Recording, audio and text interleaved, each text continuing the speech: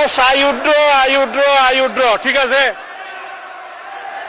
শাহবাগ স্কোয়ারে বক্তৃতা দিয়ে পার্লামেন্টে বক্তৃতা দিয়ে এক কথা না।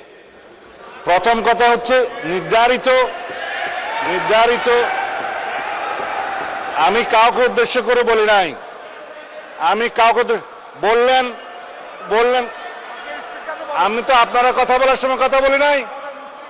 মাননীয় স্পিকার, আমি আপনার শেল্টার চাচ্ছি। মাননীয় বিরোধী দলীয় সদস্যবৃন্দ, আপনারা অনুগ্রহ করে স্বরাষ্ট্রমন্ত্রীর বক্তব্য শুনবেন।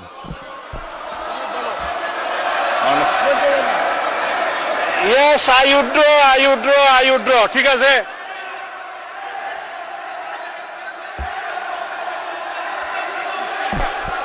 মাননীয় স্পিকার, অনুগ্রহ করে বসুন, স্বরাষ্ট্রমন্ত্রীর বক্তব্য শুনুন।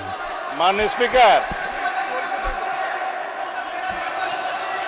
মাননীয় সদস্যবৃন্দ, অপেক্ষা করুন।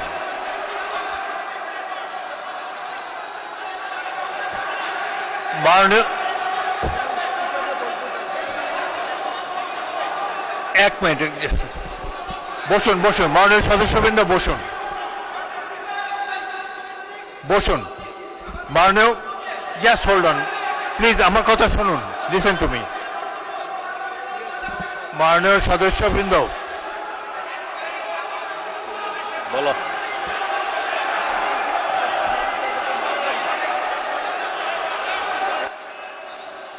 হয়েছে তো, অনেকক্ষণ বলেছেন।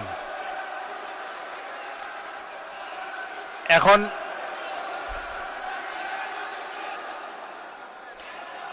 আপনারা অনুগ্রহ করে বসুন, অনুগ্রহ করে নিজের আসনে বসুন।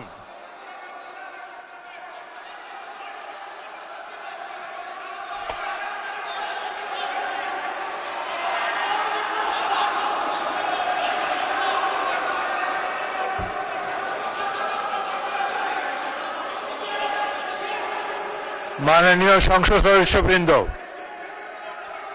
আপনারা অনুগ্রহ করে বসুন। অনুগ্রহ করে নিজ নিজ আসনে বসুন। কথা বলার তো অনেক সুযোগ আপনাদেরকে দিচ্ছি। এইভাবে ঢালাও না বলে মাইকে বললে তো সবাই শুনতে পায়। আপনাদেরকে সুযোগ দেওয়া হবে, যখন সুযোগ পাবেন মাইকে বলবেন।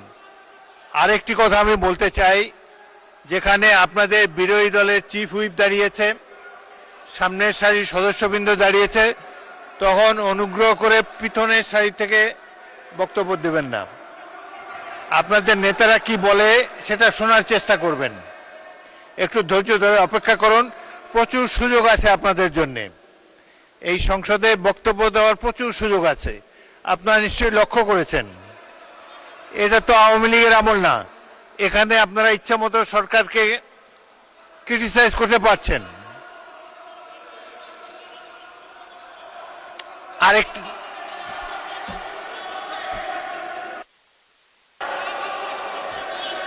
মাননীয় সদস্যবৃন্দ বসুন, প্লিজ অপেক্ষা করুন। বসুন।